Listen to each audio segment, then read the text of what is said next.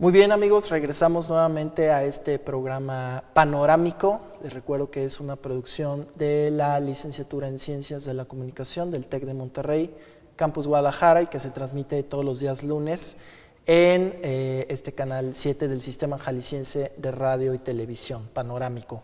Y seguimos platicando esta tarde con Julie Freeman, que es nuestra invitada de honor. Ella es la presidente de la International Association of Business Communicators.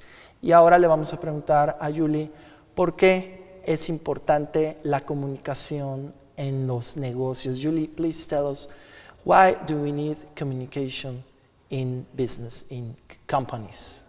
Well, many reasons. And, you know, it's interesting that you ask this question because it's often been looked on as well, it's nice to have this, but we don't need to have it. And that's really not the case.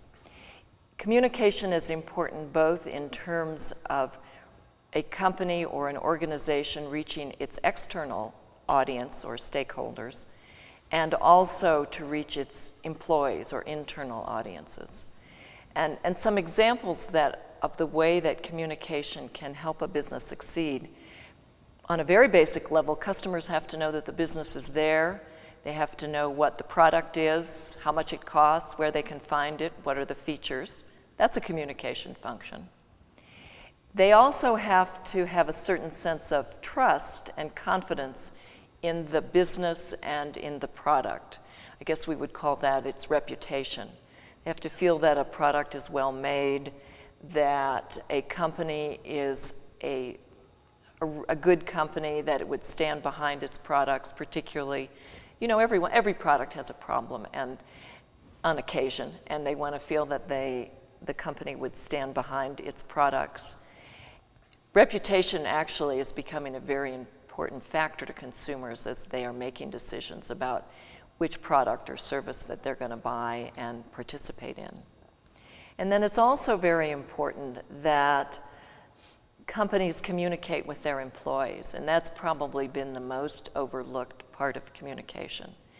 You know, often business leaders have the attitude, well, they ought to be glad that I'm giving them a job and giving them a paycheck, and, you know, I don't really need to tell them anything. Yeah.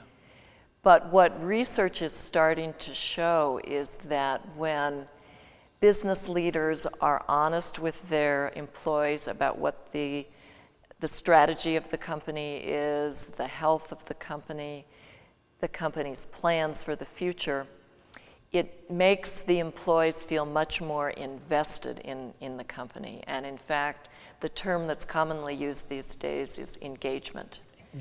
And so the idea of engagement, it's not just that I come to work from 9 to 5 or whatever the company's hours are, but when I'm there, I'm trying to go the extra mile to help the company succeed.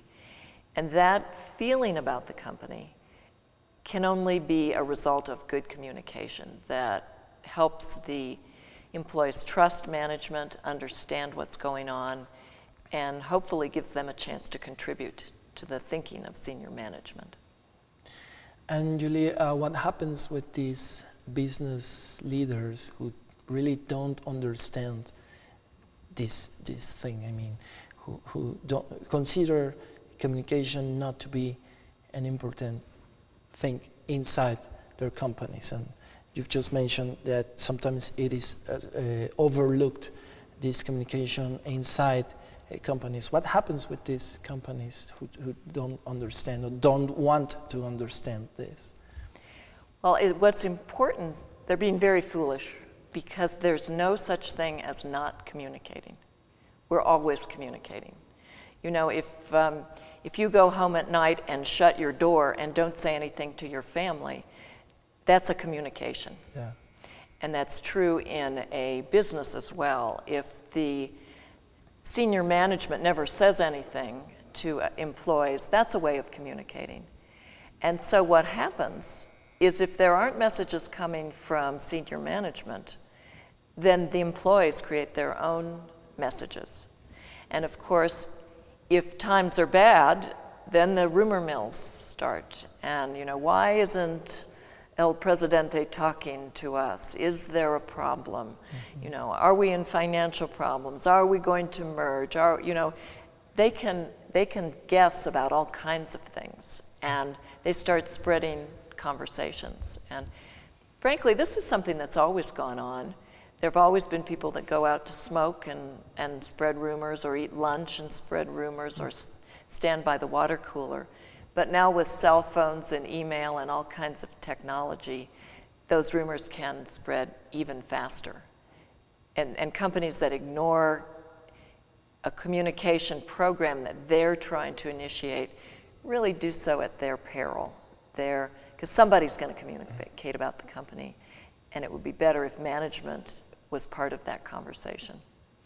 And what do a certain company need to do to start a communication process? Thinking about a company that doesn't care, or a business leader who doesn't care, and he's about to start this communication, what do they need to do first?